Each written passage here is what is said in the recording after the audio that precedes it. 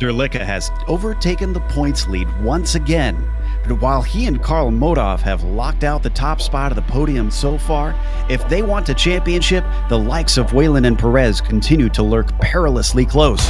We saw last year, 3 races can change the shape of things drastically, so nothing can be taken for granted.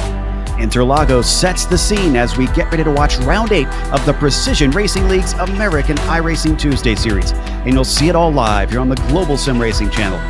Hi, I'm Joe Peak, and with me in the booth is Taylor Burris. Behind the scenes is our director, Sean Crackers Ambrose, and he's using cameras provided by Dougie Beard. Taylor, this is very much a track of two halves. Tell us about the two-sided coin that is Interlagos. Well, of course, and welcome everyone to Autódromo José Carlos Pache, or Interlagos. Located in Sao Paulo, Brazil, this 2.6 mile or 4.3 kilometer 15-turn track is by far one of the premier tracks in Brazil. With its very dips and roller coaster type corners, this track is by far going to be a challenge for drivers here tonight. To give you the opportunity to see what it is like to drive on this historic track, let's hop on board for a GSRC lap guide.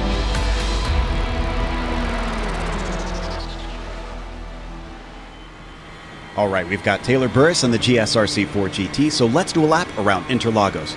Coming up to the Senna S, this is where you'll see a lot of passes attempted. The tricky thing here is the way the track both drops away and it switches back. It makes it pretty tough to pull the pass off unless you're already pretty far ahead of the defending driver. It'll be very important to get the run into the Curva do Sol too because of the long stretch down the Reta Oposta. If you find yourself understeering or if you just get a late launch, you're going to be very vulnerable down to the braking for Descida do Lago. But while this is another popular place for drivers to make overtakes, just like last time, it's got a big drop in elevation, so it'll be pretty common to see drivers understeer into the paved runoff. From there, we get a small break before Ferradura. This is a double apexer that gets pretty blind on the second half. That'll be important because that's where you want to use every bit of track to keep someone from sending a sneak attack up the inside at turn 8. This starts the slower, more technical back half of the circuit. It'll switch back into Pinorino, but by this point you'll probably find it's mostly single file because of the lack of heavy braking zones. Up next is the Ducksbill, where you definitely want to make sure you get a late apex. Turn in too soon and it's going to be tough to get the power down. Finally, things are opening up a bit as we come through Magrillo, but it's still not a flat-out corner. The really important aspect here is setting up your exit from Junção. The run from here to the Senna S is the longest acceleration zone of the track. You won't be lifting through either Water Tower or Subidos dos Boxes. Shorten the run as best you can by hugging the inside, and also remember that'll help you when you get to the first corner because you'll still have the inside covered off if you need. Just watch out for any cars that are pitting who might be slow on the racing line. Hopefully, if you've kept it all together, you've now finished a lap around Interlagos.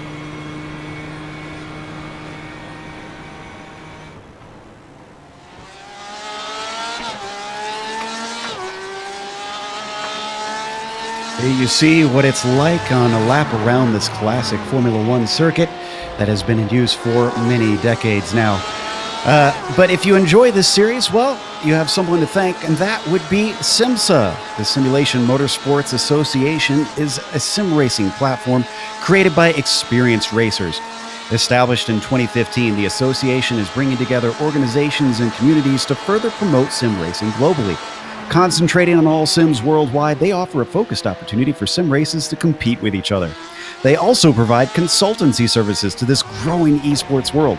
SIMMSA offers solutions for racing simulator requirements, custom-built simulator parts, complete customization, and upgrading of existing simulators. You can find them, once again, at SIMMSA.net. Definitely go check them out, and a huge thank you to SIMMSA for help bringing this series to life and giving them another season here on the air with GSRC. Now, as we wait for the qualifying to finish up here, let's take a quick glance through the championship. I mentioned a little bit in the intro, and it's getting very fascinating. Now, notice how tight it is between the top four, just 15 points between them. Karl Modoff and Jesper Durlicka, as we mentioned, have been the only two able to win this season, but here's where it gets really tricky out there. Jesper may be leading, and he has the most wins, but he has no drop points there. You can see next to that little droplet, which means that if Karl Modoff manages to get back ahead of him in these last three races, it's going to be very hard for Jesper Durlicka to overtake him with those 25 pocket points. If Karl has a bad race, he's still got a lot sitting in his corner. Whalen and Perez could still be in this. It'll depend kind of what happens today. Christian Eisler hasn't really shown the greatest of pace. He picked it up a little bit, well, actually he had a bad round last time, but picked it up a little bit mid-season. Christian has definitely got to make something happen in these last three races if he wants to try and take the crown from here. Let's go over to the team championship. And Taylor, you've been following that pretty closely. What's it look like? Well, the team championship, it is still being held strong by Team Bushfink with Perez and Eisler. They have about 139 points lead over the Andes iRacing Puma team with Kita and Vargas. However, though, they still have to worry about a battle for third position with HJ Motorsports and Team Tortuga. Those guys are only separated by 2 points to move on into the next position. And then, of course, rounding out our top five is the STS Racing team with 151 points back with Carini and Sorelli. So these drivers, the points is getting a little bit more separated compared to our Drivers' Championship, but still there is a tight battle going on in some parts of this championship. Looks like a very much battle for second for all those teams. Bushfink, no surprise, they're dominant. If you've never watched this series and seen what Bushfink can do, well, here's what they're going to be racing. As we mentioned, round 8 of 10, so including today, only 3 races left. These are GTE cars that they're running, GTE class cars. Basically what you can see at Le Mans. And that includes the Porsche 911, the Ferrari 488, and the Ford GT. Now, today's race is a sprint race, effectively 45 minutes long. But even though in real life these cars can go a little bit longer, they've limited the fuel cells here in this series. So you can expect 1 scheduled pit stop during this race. The setups are open, though, so anything that you can do to these race cars in real life, you can do out there in iRacing to get them to work how you want and drive how you want. They do have an incident cap at 30. Now, what that means is drivers, if they run off track, spin, hit another car, or hit the wall, they rack up a certain number of incident points. When those points hit 30, they will be disqualified on the spot. Just trying to keep the race a little bit clean so that nobody also can abuse track limits or is a danger to one another. They also have no spare car out there, so if you break it, you bought it, and you got to come in for repairs, at least you have 1 scheduled stop where you can try and get that done. Let's hope that nobody suffers too much damage out there today. 6 minutes left in the qualifying. Taylor, before we run around with, want to run over what our order looks like in that qualifying, you tend to give us an idea of what it's going to take to win. So let's ask you once again, what are the keys to the race today? Well, one of the biggest things is why we brought out that 30 instant cap limit. Drivers are going to be very careful not to be using that too much tonight. So off courses, small spins, this track is very detrimental as far as going off course. Simply just washing up a little bit too wide in certain parts can cost you those points to where you could, if you're not careful, be disqualified. So drivers are going to have to be very cautious going through certain parts of the track. Another thing is going to be rhythm. This track is a very rhythmic track where you have to make sure you hit your apex each lap consistently. Doing so will help you either gain time and position on your competition, as well as if you do not, you will lose it completely. So drivers will have to be careful. And of course, we have to always mention this, especially with our drivers here in the series, is going to be fuel strategy and pit stop strategy. When these drivers are going to be coming in to make those stops. We may see some drivers who are a little bit further in the points make their stops early to try to get a clean racetrack. And then, of course, those who are trying to maintain that points lead or points gap come in at the time where they feel it is best for them. So drivers are going to be very careful on keeping an eye on their competition, listening to their pit crew to help them out as best as they can. So, Joe, this is going to be quite the interesting race with only 3 races left to go. Anything can happen.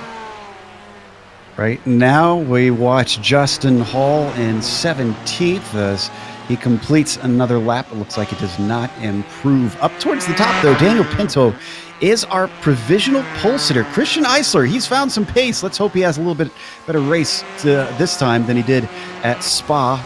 He's just about to complete his next lap. Let's see if this one's any quicker. It is. Is it good enough for pole, though? It is not. So Christian Eisler still has another 10th and a half to try and overcome Daniel Pinto. Francisco Montini, we saw him with some good pace at Spa, Taylor, but he really didn't get to show it in the race, unfortunately. No, unfortunately, getting an incident on lap 1, pretty much turn 1 at Spa, cost him big time where it could not show his talent. But I think tonight, watching him in practice, he was showing quite a bit of speed. And here in qualifying, still running P3. Looks like a good chance for Montini to step into the spotlight. And Karl Modoff, who is in the fight for the championship, is actually on a bit of an off lap here. He's letting cars go by, trying to find himself some space. He's in 4th place, about 4/10 behind, almost half a second behind Pinto. So he's got some work to do there. I'm actually kind of surprised that Pinto has suddenly picked things up this well. We did see him get a podium last round at Spa, but sticking it on pole is significantly different from just finishing within the top 3. Momentum is key. He's on a bit of a roll right now. He's wanting to keep that momentum built up, and by the looks of it, it's working out for him as he's starting possibly with the provisional pole sitting position at the moment.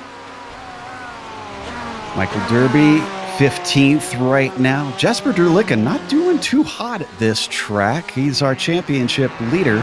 He's getting ready to finish another lap at the moment. No, he does not improve. So he's still got a little bit time. Oh, but he's not going to have enough time because he's pulling to a halt. That is it for Jesper Durlicka. He will start behind his rival, who is taking off now just in time to get one timed lap in if he hustles. Yeah, could be very detrimental for Durlicka if he's not careful and doesn't get a good start to this race. It could cost him very big time in the point standings, with Modoff starting 4th and possibly having a chance to pull into the top 3 quickly. We're watching Maxi Sorella led his way up towards the start-finish line. The Hispano-American sitting in 20th. Does he improve? No, he does not. So he's going to head around on another lap. He'll only have time for one more since we're looking at 1:30 for the fast guys. A lot of drivers will be starting their final lap this time by. Michael Derby just ahead in 15th. We're riding along with him. And this lap was faster for Michael Derby, but it does not improve his position. And that is it for Michael Derby. He takes to off track and says that's enough for his qualifying. Quite surprised with Joseph Janowski. He was running really well in practice, running inside the top 5 right now. Currently 6th position in qualifying. Looks like he will not improve on this time lap, though. Let's see if he goes out again. Oh, sorry. I was going to say Whalen, I thought was going to finish a lap, but he is not. He's abandoned it. That is it for him. He is well down the order. And again, he is one of the drivers fighting for that championship. What about Jesper Durlicka? He's coming through now. So we watch Alexander Cawford as Jesper crosses the line. This one does not count. He's got one more try at it to try and improve his spot on the grid. The Texan under the gun here because 7th place is well down the order. Especially for a front runner like Durlicka, he has to be so careful, especially on the start, if he does not improve his lap time, and it could be detrimental for him. So he's got to make sure he gets a very good lap here with only a few seconds left. Indeed, as those seconds go away, who's going to be the first to take that checkered flag in qualifying? I think Nick Harwood, maybe. He's coming to the line right now. Let's see if he improves from 11th. And it looks like he does not. So Nick Harwood, 11th best.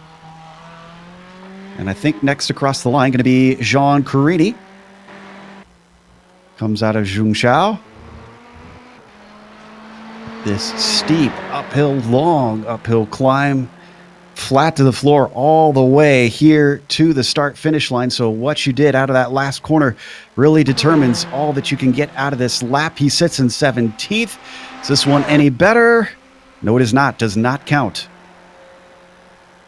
Here comes Alexander Crawford right now. He's trying to improve, but does not. Still holds on to the 12th position. All right, Jesper Derlicka's coming across.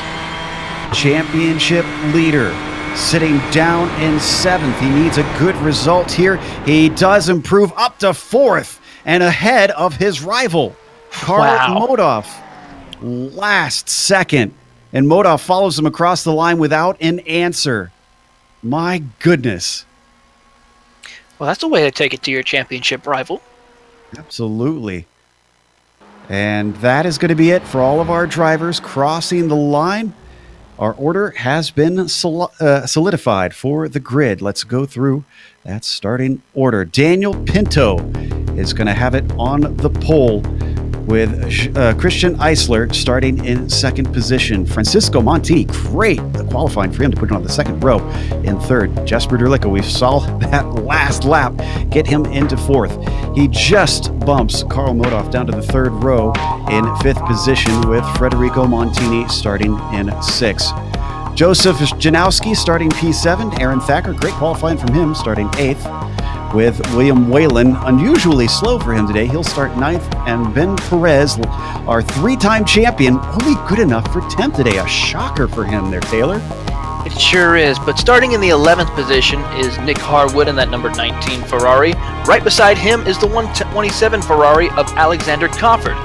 In the 13th position is Thomas Ellison. Right beside him is Mr. Where Did He Come From? Takeshi Kita in 14th. Michael Derby will start in the 15th position, followed by Cristobal Valenzuela in the 16th. Jean Carini will start in the 17th position. Alongside him will be Alex Albert in 18th. In the 19th position will be Justin Hall, and rounding out your top 20 will be James LeBlanc. The rest of the field will be thusly: Maxi Sorella, 21st, Hugo Galaz starting 22nd, Danny Duchesne will be P23, Lucio Vargas, 24th, Kyle Smith, 25th, and Gary Schilling in 26th. So a bit of a smaller field here today, but a decent amount. You don't want too many because it's a relatively short lap on this track. They're waiting for the roof pace car to take off, lead them around about half a lap before they get the green flag. And we talked about it. This second half of the course is where they're going to take the pace lap through, Taylor, where it's so tough to make passes. It's pretty much single file all the way through. Do you think we'll see much in the way of passing around here, especially because of how much difficulty we've seen the drafting to offer any opportunities? Yeah, the draft is not very strong here at this track. Even though with those 2 long straightaways on the front stretch and the Reta Aposta, it's very difficult to get a good draft run to make a pass. So for the most part, drivers will try to keep it single file very early in the race possibly, and then towards the end, when pit stop cycles have been completed, start making the attack. However, though, we might see some drivers towards the back of the field who didn't qualify so well start attacking as soon as the green flag drops. So we'll have to keep an eye on some of our front runners in the championship tonight. Just a few more cars waiting to get to the grid. Gary Schilling will be the last to pop it out there, making sure he's got the right setup loaded, the right fuel in before we get going here for round 8 of 10. I just have this feeling, Taylor, that this is going to be a critical moment in the championship. I think we're going to see some drivers fall by the wayside in terms of their mathematical eligibility before all is said and done here today. Well, that's why we have to run this race to find out. So it's going to be quite interesting to keep an eye on seeing who is able to retain a chance for a championship here at Sebring in a couple of weeks, or who will fall at the wayside. So it's going to be quite interesting to see who is able to survive here in Sao Paulo. They've now taken off, working their way through Little Orange up towards the duckbill. This is the lower portion of the circuit. Thankfully, don't really need to worry about rain so much here in iRacing, and since that hasn't been implemented yet, although the staff was spilling a little bit of the news about the development of that. Still very early on, but apparently they are working on it, including figuring out how the rain flows around the different tracks. They've been studying that, so very cool stuff. So, as they come out of the final acceleration zone from Zhengzhou, up the hill through Water Tower, it's going to be Pinto leading the way. He has not won a race yet this season. It took him a long time last season. Could we see a repeat where at the end of the season brings Daniel up to the fore? Portuguese driver, so not quite a home track, but home-speaking track for Danny. As the roof pace car gets ready to pull into the pit lane and release them. Daniel has control of the field now. Pinto waiting for the green flag. Green flag waves, and Eisler gets a horrible run. He actually gets a little bit of a shove from Jesper Derlicka as they already fan out 3 wide for that 3rd place behind them. This could turn out horribly, but Jesper Derlicka is very late on the brakes. He manages to get by Christian Eisler and moves himself up into 2nd place on the 1st corner. They were 4 wide going into the Senna S's back in the back of the field right now. I tell you what, that's a very gutsy move that Thomas Ellison decided to pull and was able to succeed. Down to the Descida del Lago. One of the popular passing places for side-by-side action is between Modov and Federico Montini, and they're going to go 3 wide, and they come together. Federico pulls it back together. Some cars behind him in the HJ Motorsports, Aaron Thacker and Thomas Ellison have to go off track to try and avoid him, but boy, that could have been so much worse. Could have been a repeat of what happened at Spa. He was able to make a nice recovery, save the car, make their way through Little Orange. Whalen gets loose, which causes Michael Derby to move backwards. Whalen off course. He is all the way down to 19th. A nightmare scenario for William Whalen, who desperately needs his first win this season. Up at the front of the field, they've already come out of Zhengzhou, and Daniel Pinto has stretched the lead to 7/10, 6/10 now over Jesper Derlicka. I almost think, though, that Danny's got to want to stretch a bigger gap over Jesper if he wants to keep himself safe over the fuel master himself, Taylor. Yes, indeed. He's going to have to pull that gap a little bit farther away, which means he'll have to use a little more fuel to try and pull that gap. But Derlicka, our fuel master, is going to try to keep it right into the slipstream as best as he can to save fuel for that end of the race. That way he can probably do about another 2-second stop. Oh, we got a big incident. This looks like another HJ Motorsports car. It is Alex Albert in the Curva de Sol. We got a little help. We're going to take a look at the replay. Federico Montini was the one. Oof. Boy, the stewards are not going to be happy with him after this race. He just gets straight into the back of him, you'll see here, Taylor, and turns him. Yeah, that's something quite frowned upon when it comes to that type of contact. Unavoidable contact is very serious here in sports car racing. And even here on iRacing, they do not take it lightly. So as we come back live, you can see Albert well down the order, unfortunately, in 25th. Only Gary Schilling behind him.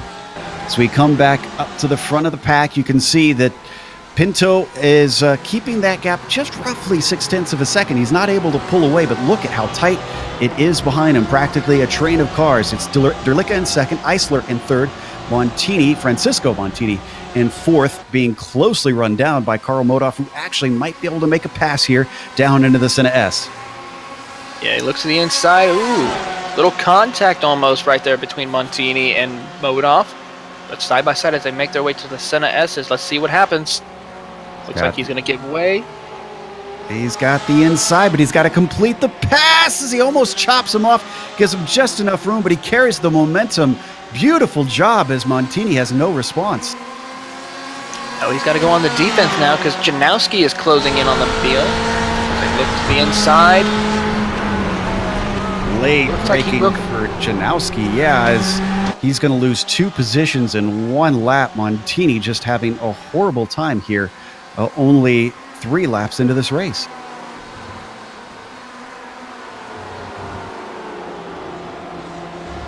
Still quite a bit of racing left to go, and as things have seemed to calm down just a little bit, why don't we take a look at Whalen's incident, since we kind of missed that one coming into Little Orange.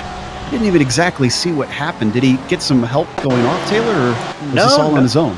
All on his own, just pretty much lost it and got a little bit too loose as we go through. A little bit early. There he is, yeah. Coming out of Ferradura. You can see there's a lot of traffic around. Could easily be distracted by that. Oh yeah, the rear of that Porsche just suddenly starts to go on him. He was kind of close to the car head. Maybe he stamped on the brakes a little too hard. Possibly. That could be the case. We need to go to the lead very quickly because Jesper Derlicka almost had a go at Daniel Pinto. He was right underneath the rear wing of Danny, and that has brought in Christian Eisler. It is a three-way fight for P1. Derlicka trying to maintain his points lead right now, is trying to get by Pinto, and Eisler trying to stay in this championship fight, trying to get by Derlicka to move in. It's going to be quite the dogfight between these three, I think, for the next few minutes. Make their way up towards Ferradura. Yeah, each of them really fighting for their own reasons. Pinto pretty much out of this championship. I have to imagine he's got nothing on the line, just trying to prove himself with a win. Derlicka obviously wants to take maximum points to start to stretch himself away from Modov, who's now only 2 cars back. And then there's Christian Eisler, who effectively almost needs to win to stay mathematically in things, and is sitting in third. So all of them have very good reason to try to be aggressive to get up to the front. Yes, indeed, as they make their way up towards Junction Corner right now. All three are about separated by at least 1 to 2 car lengths now. So as Eisler is closing the gap little bit by little bit, looking at their lap times. Eisler was the fastest among them that last time. Of course, we're coming in by to complete another lap, so we'll see what their times are now. Man, he looks a lot faster this time, too, as he's closed on Derlicka, but Derlicka hasn't caught up to Pinto like he did quite last time. They are pulling away from Modov behind them. It's about a second from third to fourth, which is certainly good for them because it's easier dealing with 3 cars over 4. Taking a look at Modov and his Porsche. Joseph Janowski, the one challenging him. They recently demoted Francisco Montini, who brings up the last of that 3-car train. Right behind them is Ben Perez, who's just minding his own business, running his race. He's running in the 7th position. So doing a great job trying to just maintain as best he can and then pick them off one by one if he gets the opportunity to. But what a difference a season makes, Taylor. Again, for the dominance that he's had, at least in the championship. He didn't win at quite as many races last season, though he still won multiple ones. Has yet to get his first win this season. That is astonishing to me.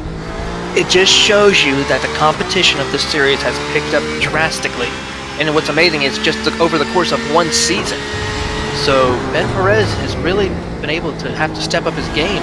And unfortunately, it's not really stepping up. He needs to even step it up even more than what he has in order to even have an attempt to compete for his 4th championship. Well, qualifying hasn't always seemed like his forte, but starting from 10th is a long ways down. He's managed to get up to 7th at the very least here, and he is within touch of these 2 lead packs.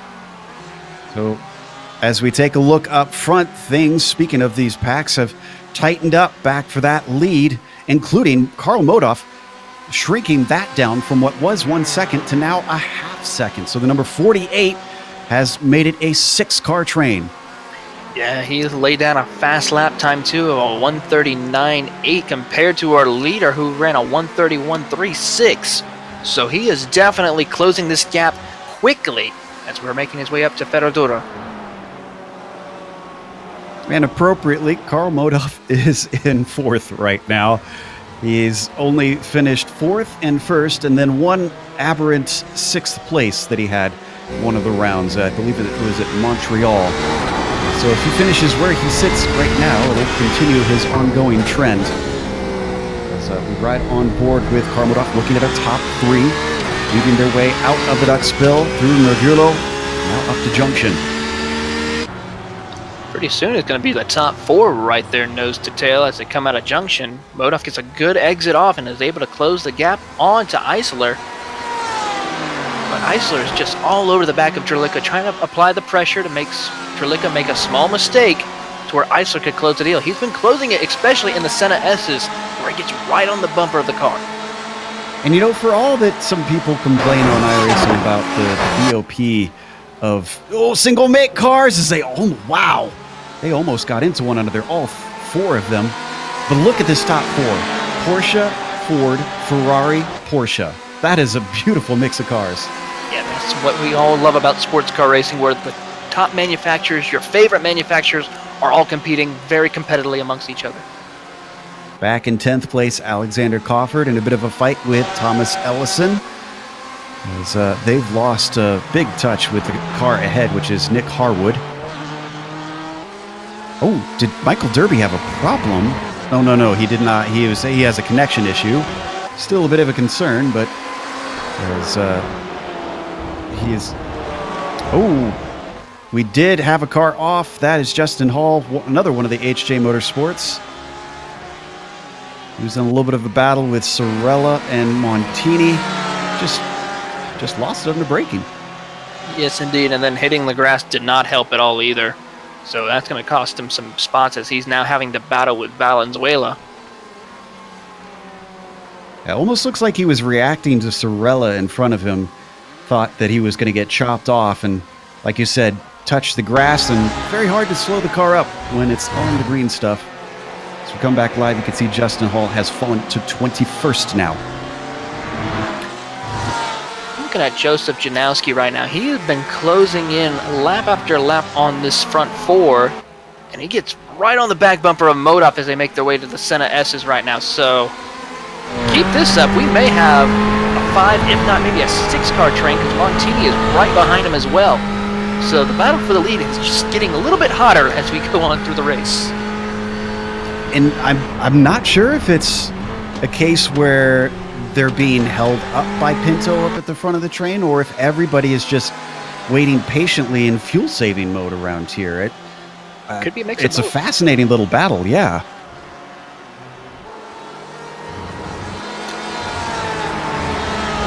So down to 33 minutes, and speaking of pit stops, a few more minutes, we will be within that pit window. Oh, we have an incident towards the back. I think that involved Lucio Vargas. Once again, down to the Ciudad del Lago. Yeah, help. Yep, braking a little bit too late, lifting the rear of Vargas all the way off the asphalt. And you're going to see that number 71 completely loop around.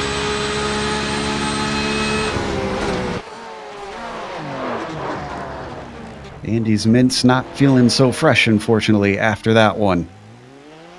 Gets it going once again. He's down to 22nd. Boy, this front train is something else. It is indeed a 6-car train now. It's Montini on the back of him.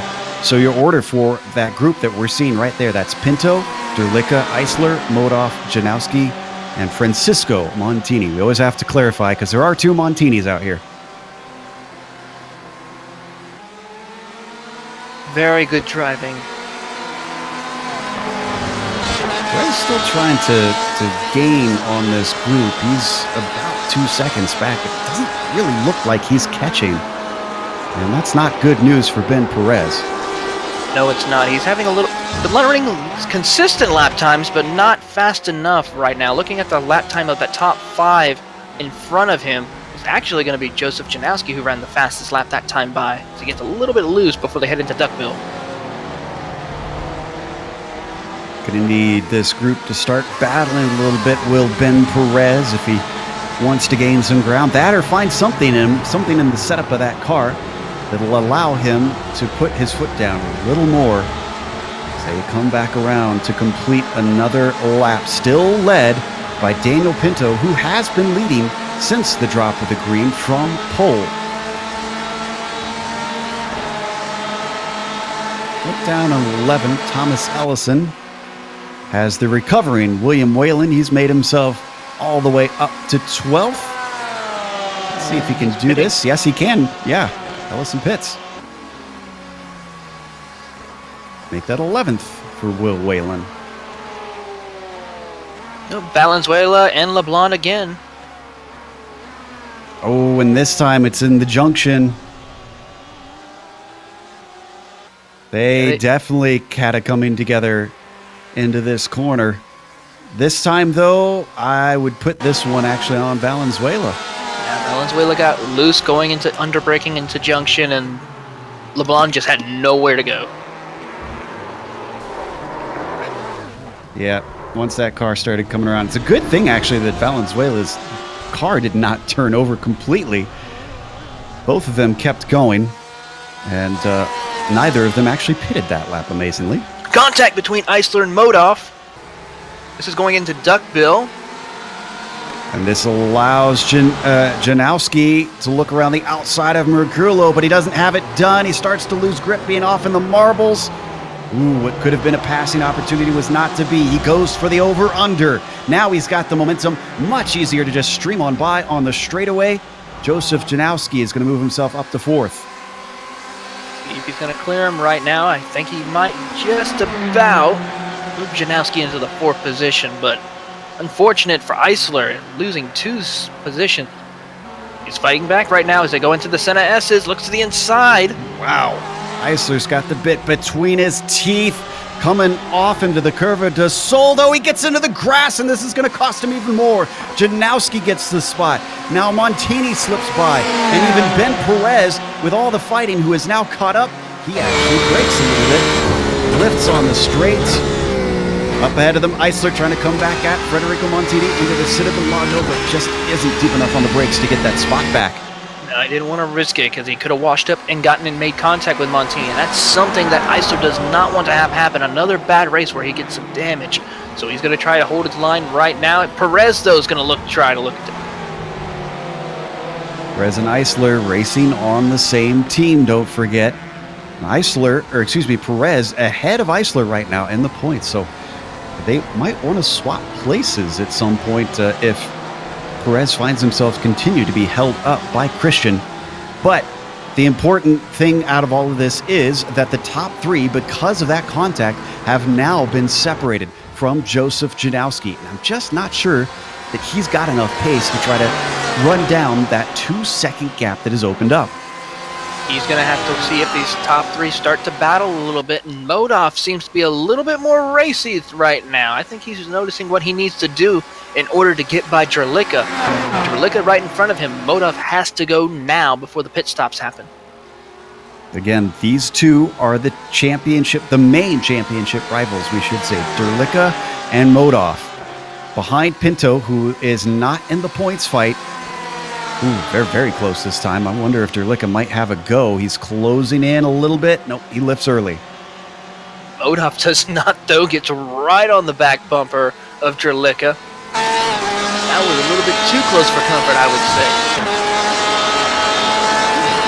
You know, I'm going back and watching Eisler and Perez. They're losing touch with Montini. They're falling back very quickly.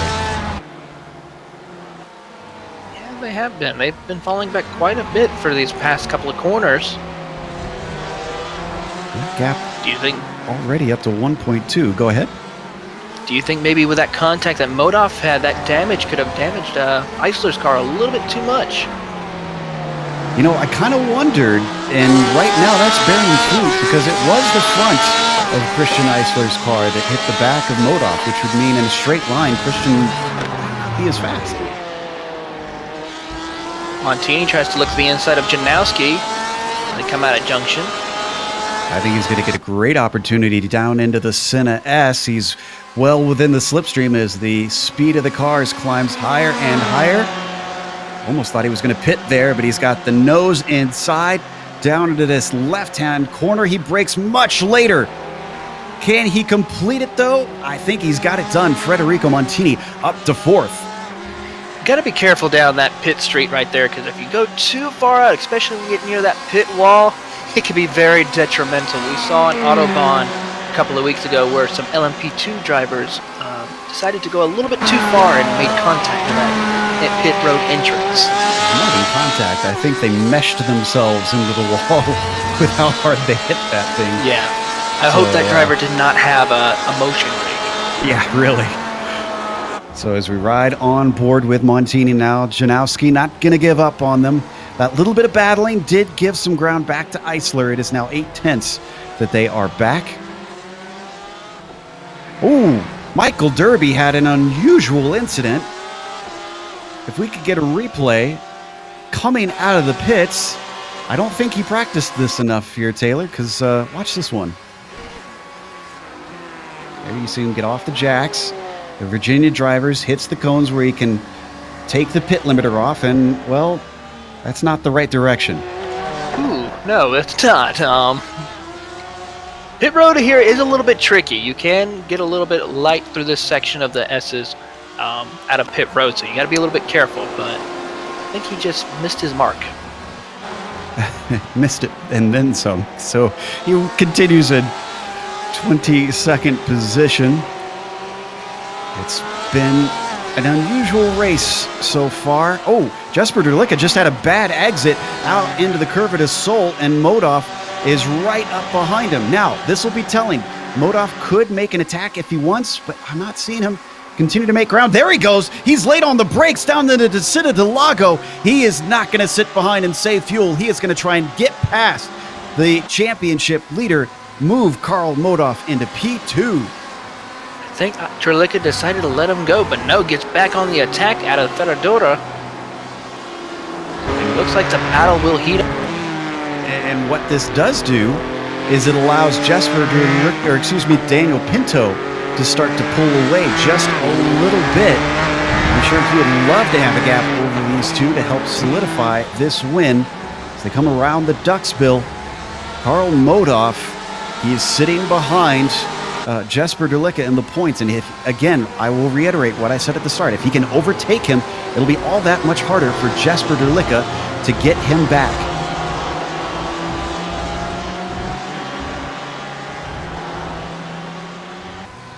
So as they come up to the front stretch, the gap between Modoff and Pinto up to 0.7 of a second. The Sailors racer has yet to win. Those two behind him, Modoff and Derlicka, are the only two all season who have stood on the top step of the podium.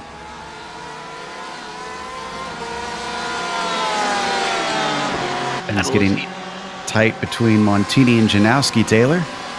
Yeah, they sure are. They've been closing the gap. Eisler almost had an opportunity to get to the rear end of Janowski, but just could not hold the brakes down long enough. Janowski looks to the inside, could not close the deal. He's going to wait to hide behind Montini as they make their way up to Ferradura. We've seen this for a lot of this race. Drivers just kind of stuck in a line behind one another.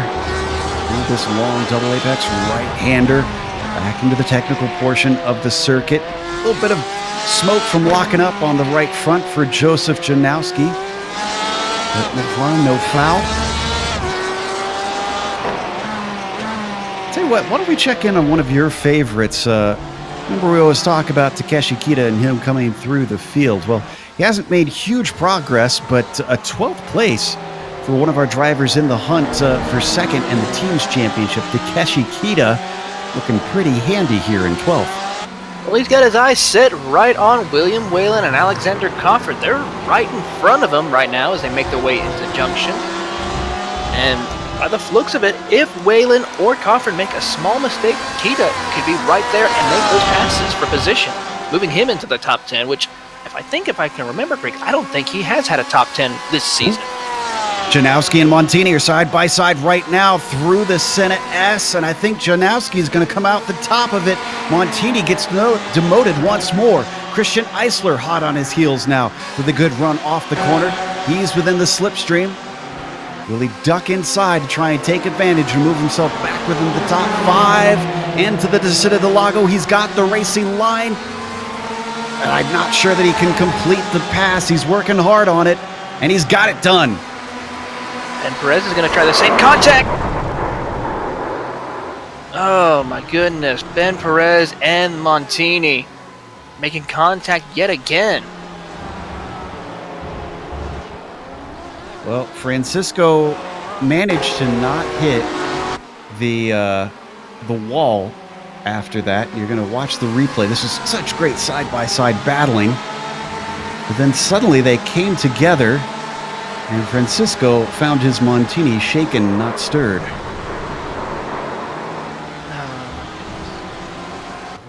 It gets going once again in 12th. Takeshi Kita now up to 11th.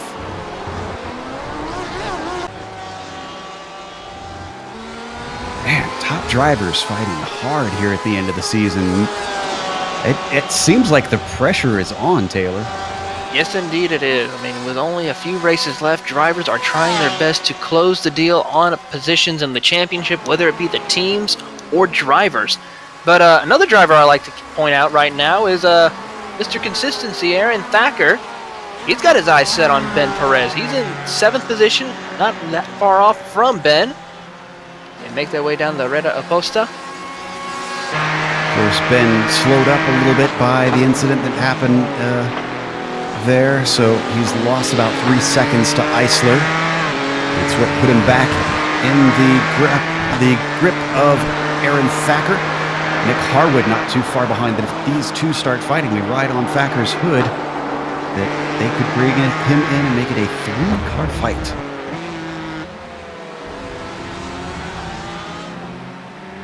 And the highest pitter right now, because man, we mentioned pit stops once and haven't really much since. Thomas Ellison sits in 17th, but really there have been hardly any takers at all, and we're starting towards the end of the pit window already.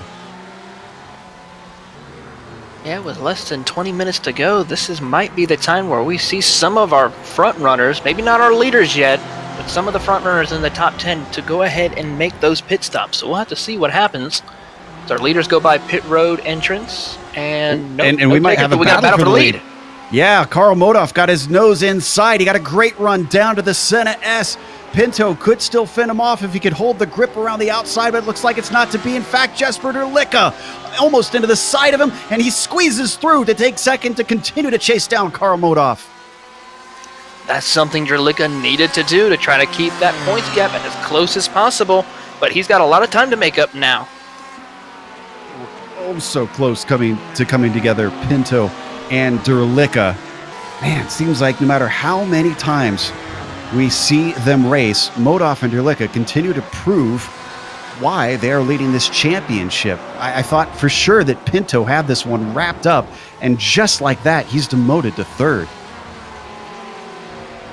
That's why we got to run these races, because you never know what's going to happen. Pinto seemed like to have a car that was going to be very difficult to beat, but yet with just one small opportunity that Modolf and Derlicka found, they are now in front of him. All right, Taylor, put yourself in Pinto's shoes. Do you pit now that you're still close to them in an attempt to maybe try and jump them, or do you think it's better to continue to ride in their drafts until they pit?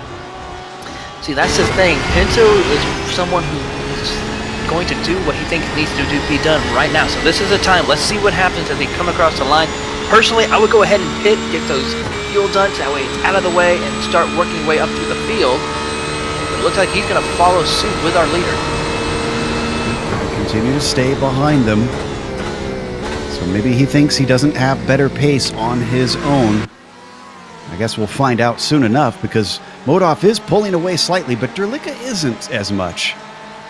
No, Pinto's closing the gap a little bit now. It's not as tight as it was earlier, but it looks like the reason why, probably because Pinto was probably holding up just a little bit. And all this fighting really hasn't caused the likes of Ben Perez to be able to pull in on them. He's about 3 seconds back.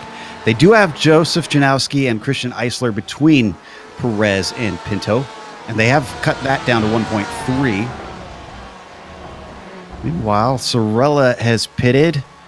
Right now, our highest pitter is Aaron Thacker. While we were covering that action, he came in and has come back out in 13th. Sorella returns in 20th, maybe 19th. He's going to be in quite a little battle here with one of the HJ Motorsports cars. That's Michael Derby, who sneaks on through. And Derby has pitted, so that is a battle for position between those two.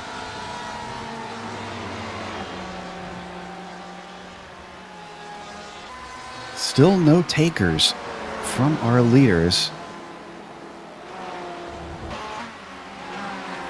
Everybody running long here. I honestly wonder if it's the fact that we've seen it's so difficult to pass that nobody's willing to take that early stop in case they get stuck in traffic, Taylor. That's most likely the case right now.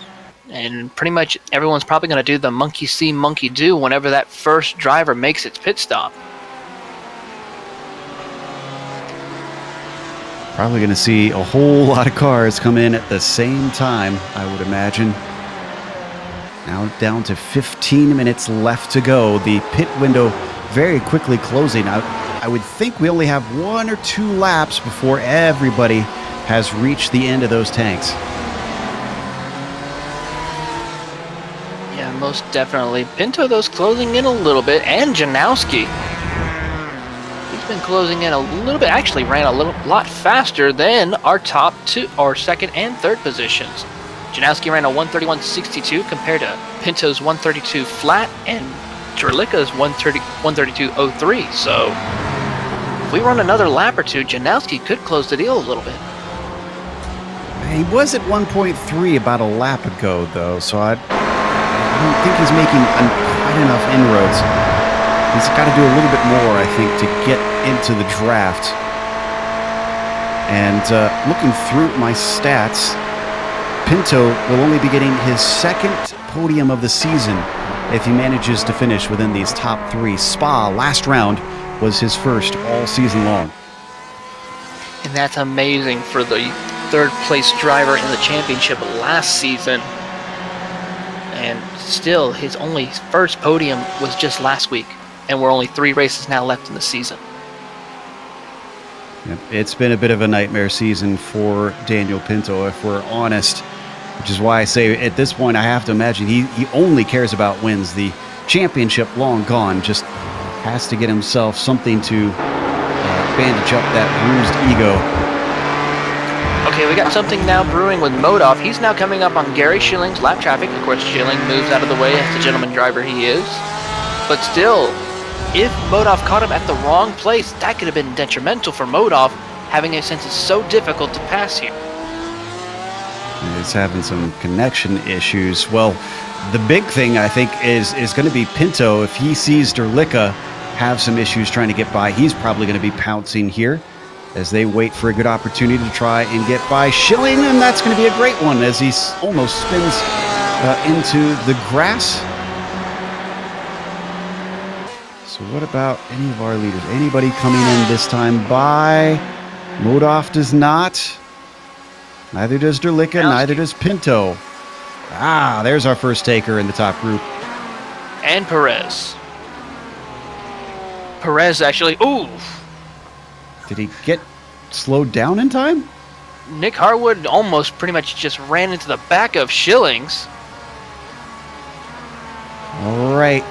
So we expect Janowski to be the highest pitter once he is done with his stop as everybody else continues on by.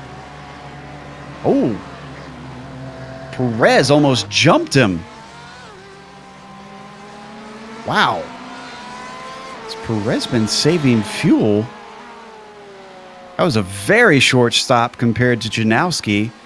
But Janowski, you know what? I think Janowski maybe had some repairs that needed to be done because everybody else is on the same amount of time that Perez is, it looks like. Pretty much. So this is going to be something to keep an eye on between those two and see what they're able to do. Oh my goodness. Pinto is all over the back of Jerlicka right now. For a second, he was less than a car length behind.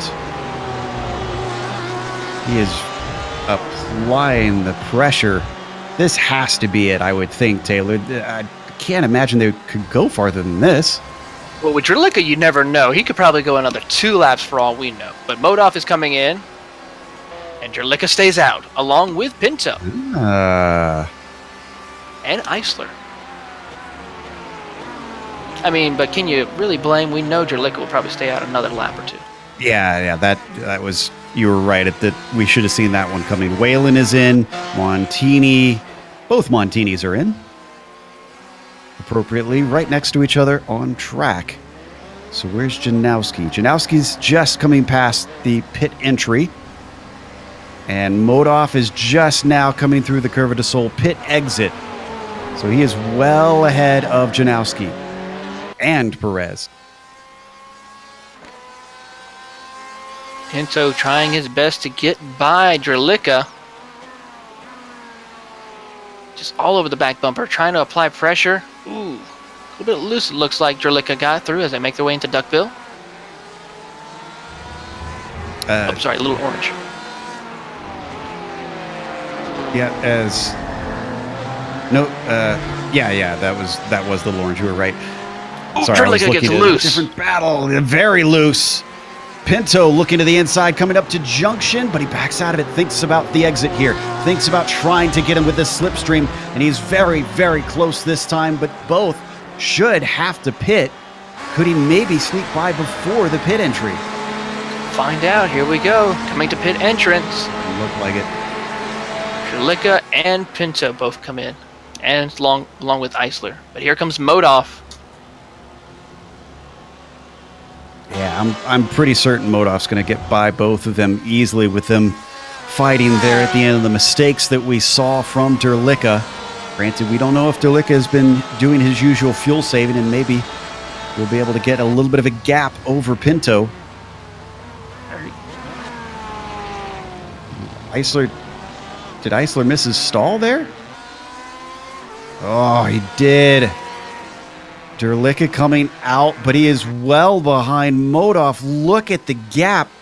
It is 2 seconds between them.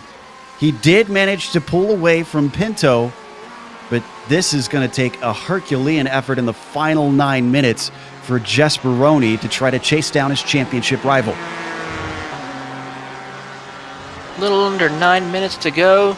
We can see ourselves quite the fight between our two championship rivals tonight. So Janowski comes out just ahead of Perez after all is said and done. He'll be in 4th, Ben Perez in 5th. As they come up to turn 8, loses an opportunity. And despite a mistake into the pit stop, into the pit stall, Christian Eisler is actually still sitting in 6th and right behind Perez. Not bad. He's actually right there with Perez and Janowski. They work their way a little bit wide through Mirgullo for Janowski. Doesn't quite give a chance to Perez, but this next corner coming out of junction. Oh, wow, fantastic. He is right under that rear wing, Taylor. This looks like easy pickings. Yes, he is, but it looks like Janowski's going to try to hug that inside line to where he has to go around the outside, Perez. Nope. Ooh, right up against the wall. Gotta be so careful with that. I was going to say, yeah, he could squeeze him down to the pit entry. Oh, he outbreaks him down into the Senna S way later than him and tugs the apex. Doesn't overshoot the corner. Ben Perez, whatever he was doing in the first half of that race, he's made up for it. He is now up to 4th, although it's a 5-second gap from himself to Daniel Pinto. Oh, Maxi Sorella just had an incident. This is coming out of junction. Looks like might have found the replay here. This is a single car incident. This looks maybe by, yeah, just off onto the grass just a little bit there, Taylor. Yep, green stuff is not your friend when it comes to racing here. So, unfortunate for Maxi. It was running inside the top 20 for the most of the race. So we come back live. Jesper Drlica is continuing to drop from Karl Modoff. It is now 3.5 seconds, and in fact, Daniel Pinto is keeping track of him. Less than a second between 2nd and 3rd place.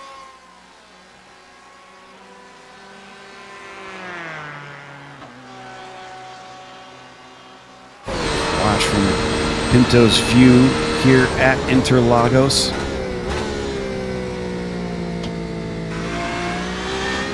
And the difference between 1st and 2nd is 2 points. So, though Karl Modoff is looking like he will easily finish ahead of Jesper Drlica, It'll narrow it down to a 4-point gap for now. As we go down to 5th, Joseph Janowski, down to the inside. That is Christian Eisler looking to sneak by Janowski. Can't quite do it. Ben Perez, because of that battle, is getting a little bit of a gap. Defensive down to Ferradura for Joseph Janowski. Eisler going a little bit wide to stay out of the buffeting, but can't quite do anything to him. No, he's trying every trick in the book he can as they make their way down towards Little Orange. Gets right on the back bumper of Janowski, but still cannot find a place to pass. And that's just so very painstaking for these drivers. They know they can get by him if they feel fast enough, but just they're so difficult to make a pass here. They just have no choice but to follow suit.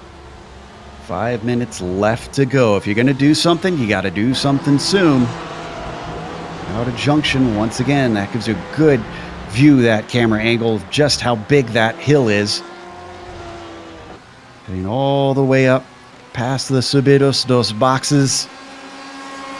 And across the line one more time. We're not missing anything up front. That gap holding station between Modov and Derlicka.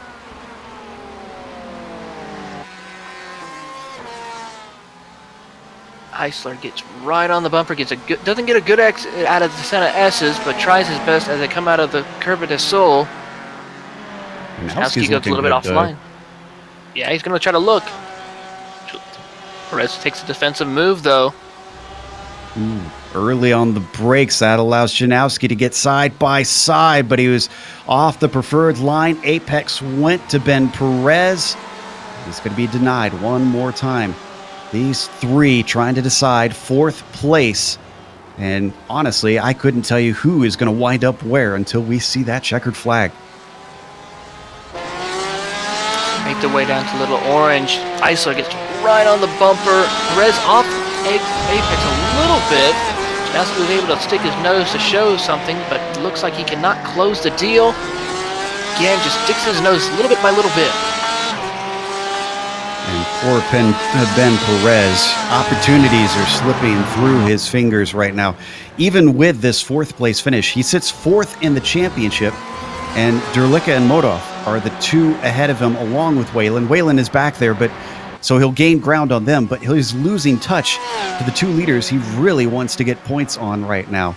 And though he won't be mathematically eliminated, it's going to be that much harder in the final 2 races to do something. Mr. Consistency, Mr. Aaron Thacker, though, he's closing in on this battle right now, as he's running currently in the 7th position as they make his way down to the Senna S's and the Curva del Sol. He's been running it pretty much consistent.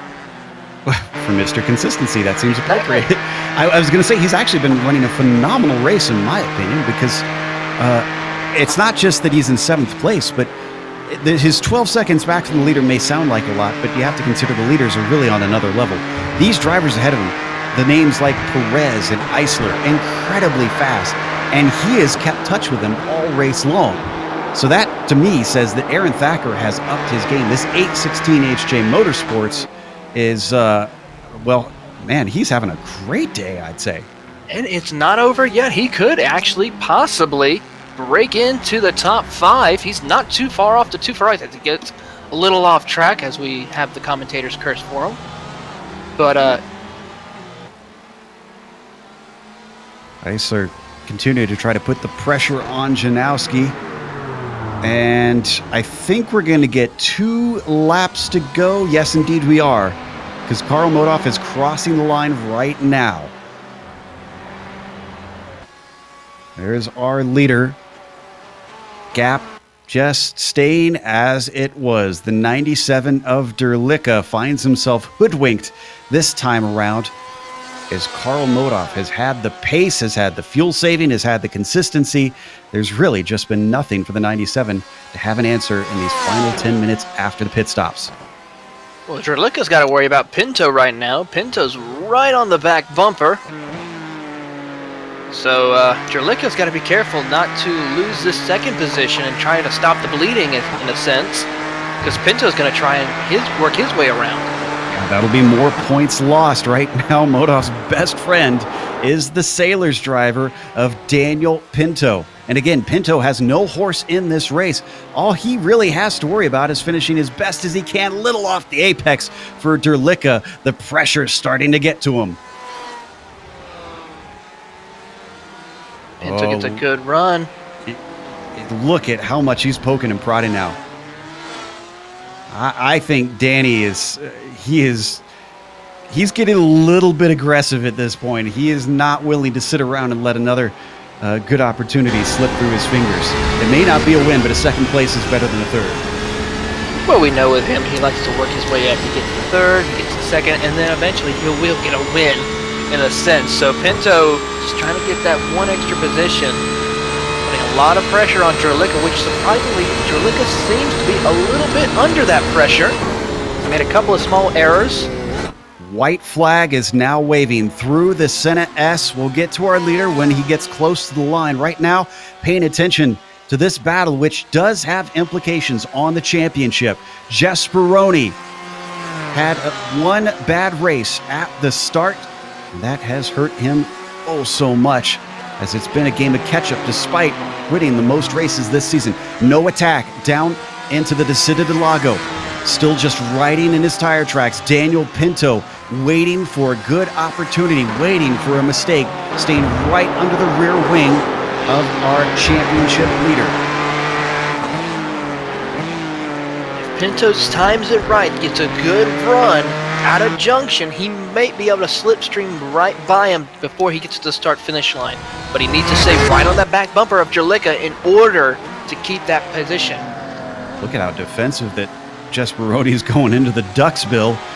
That's sometimes a passing spot, but not often. We'll go back to these guys in a second, because right now, Karl Modoff trying to make a charge back to retake the championship lead.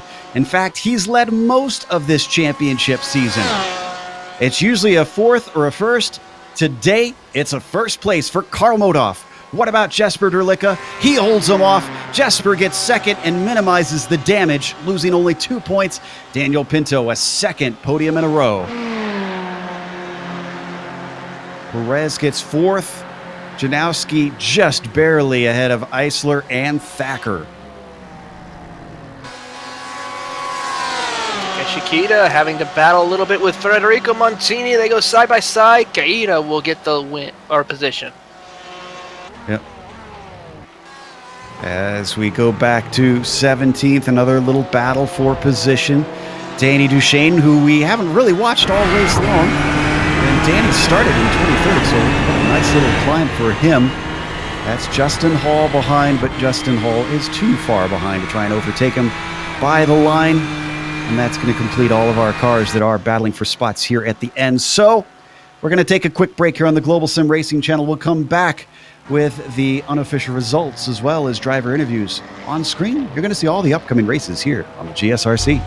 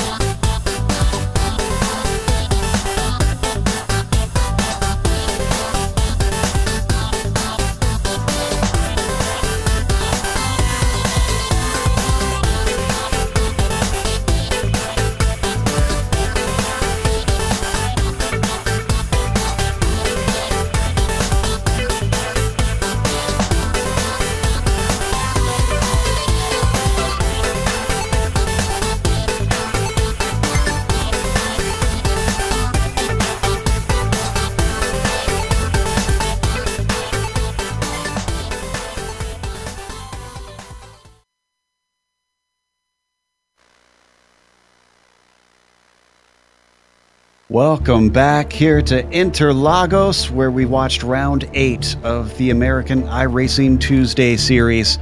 And in the end, well, Karl Modhoff took another win. He continues his trend of having all first and fourths except for one sixth place this whole season. That's kind of odd, but also impressive in a weird way. Jesper Delica finishes in second behind him, minimizing the points that he'll lose to his championship rival and keeping the points lead. Daniel Pinto finishes in third behind them, taking his second podium. Ben Perez from 10th place and qualifying. Boy, Ben, you got to sort out that qualifying, to fourth here today at the checkered flag. Joseph Janowski, not a bad run, from 7th to 5th with Christian Eisler. Oof, really bad day for Christian, 2nd to 6th. Aaron Thacker finishes in 7th with Nick Harwood going from 11th to 8th. William Whalen finishes exactly where he starts, in 9th, and Francisco Montini started on the second row and fell all the way down to 10th. Taylor? Coming home in the 11th position is Takeshi Kita, followed by Federico Montini in 12th position. Alexander Coffer will come home in the 13th position, ahead of his teammate Thomas Ellison and Michael Derby in 14th and 15th. Jean Carini will come home in the 16th position. Along behind him is Danny Duchesne and Justin Hall. Maxi Sorelia and Lucio Vargas will round out your top 20. In 21st today, we've got Cristobal Valenzuela, James LeBlanc, the last car in the lead lap, finishing 22nd. Gary Schilling, 23rd, with Hugo Galaz finishing in 24th. And then we have the cars that DNF'd surprisingly small amounts. Kyle Smith, 25th, and Alex Albert in 26th. And that is our field today. So with that, I believe we have our winner ready to talk to us. Karl Modhoff, who takes yet another win.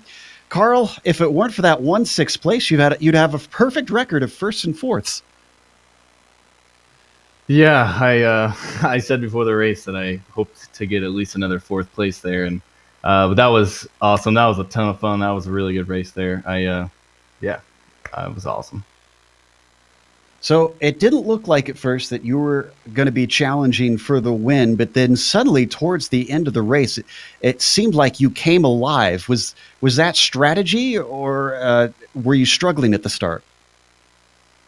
I was just trying to get into a rhythm. I had practiced more on race pace, so I felt that I could at least move forward from where I qualified. I didn't know how far, and I didn't know I'd be able to run down and take the lead there. I was just trying to drive really softly at the beginning of the race, because I did a race earlier in the week, and the tires fell off really bad. So I knew if you could preserve your tires a little bit, it'd be worth it in the end.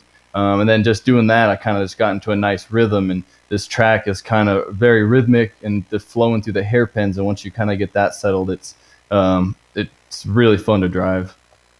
Is that what you credit yourself for getting the gap during the pit stops, that rhythm? Because Jesper Delica was, as we tend to expect, a second faster than you in the pit stall, probably from fuel saving, and yet you came around farther ahead.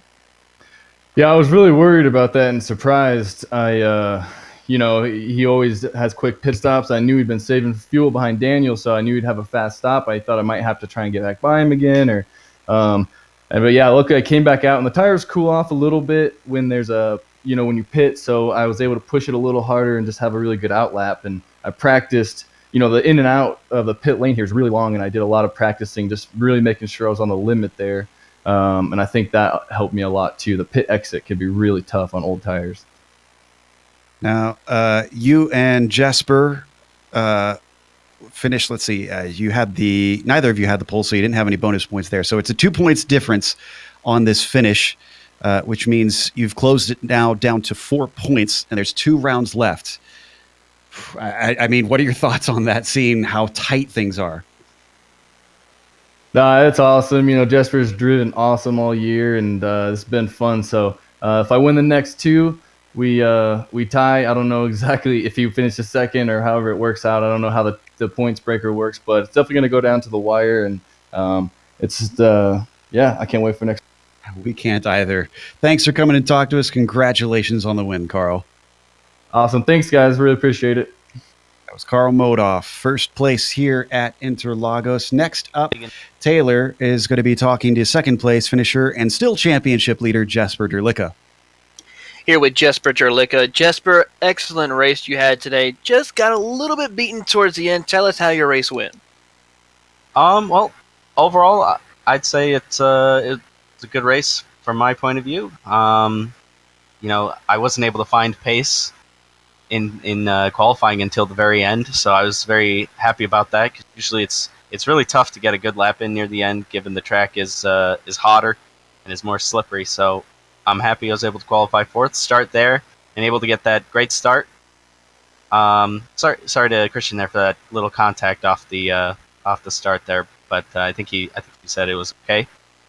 But yeah, I mean, Carl, he was on the same strategy as me. He copied my style, and his setup was a little more stable, a little better on the tires than mine, and the better man came out to win tonight.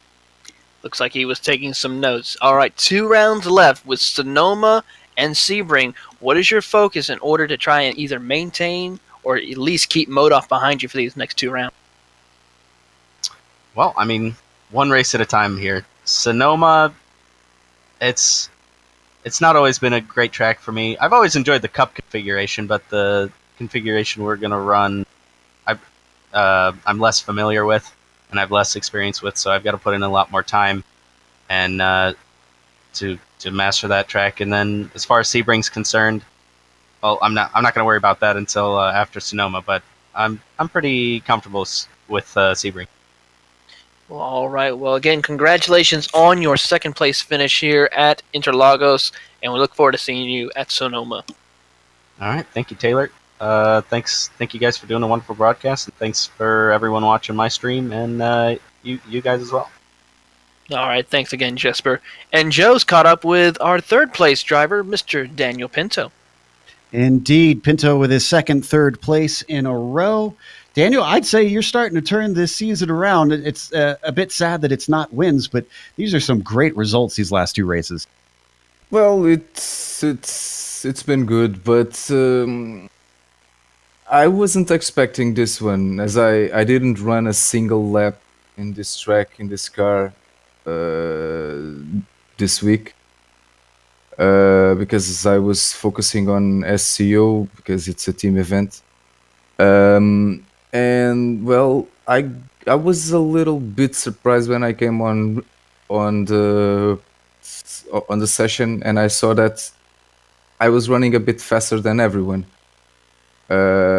So it was a bit surprising, but as I said, I had virtually no laps in, so I had to try to save some fuel on the lead, and that's never a good thing, because the cars behind will always save more. But with the paces so close, it was impossible to run away, so I had to try. Well, it went their way, not mine. Well, you still managed to finish up on the podium, and honestly, that fuel saving was rather impressive. I was just looking at your pit stop times myself as you were talking, and didn't realize how quickly you were in there. I mean, how did you manage to do that up in the front of everybody? And second, 2-part question for you: is that what was causing such a large train to form behind you? Was it you fuel saving? Yes, I was running around 1 second slower than I was capable of running. I could run low 30s with a fuel tank. I was running 31s, trying to save, but as I said, saving from the lead in this track, it's just awful, because I was lifting before the braking point in almost every corner of the track, so it was impossible to run away, so I had to try something. And that's also why I didn't defend against Carl, because I knew I still had to save about half a liter, so I needed to let him go by. But then Jasper came, he went in. Well, it messed up a little bit my strategy, because I would be able to keep up with Carl. He made a few mistakes. I think he thought I was going to send it, but At that point I was just trying to save a little bit more. But well, it's okay. It's not a bad result. They are fighting for the championship. I'm not. So still a good one. Yep. And it's looking a little bit similar to last year. It took you a while to get that first win. Do you think in these last two rounds that P1 is waiting for you? Well, I don't know. As I said last week, I don't have a lot of time to practice and run some laps. I'm even doing a big effort in being here just to finish the championship because, well, I will be working in around 4 hours from now. So well, I'm already half asleep. So well, in that case, we'll let you go get some rest. That makes that third place finish all the more impressive. Congratulations on the podium. Okay, thank you. That was Daniel Pinto, third place here today. And it's going to allow us to close up here at Interlagos. And again, we want to give a big thank you to our sponsor, SIMMSA. That is the Simulation Motorsports Association. And you can find them at SIMMSA.net. Thanks to them for sponsoring the American iRacing Tuesday series. Big thanks to the Precision Racing League and all of their guys that help, guys and girls that help behind the scenes to make this series happen every week. Because it's not just this race, but multiple races during the week that they hold. So they have a lot of work to do. Thanks to the companies that provide the software and hardware for our broadcast listed here on your screen. Additional thanks go to Eric Ekholm and June Lalonde who provide our wonderful music. See the screen for how to get a hold of more of their great work.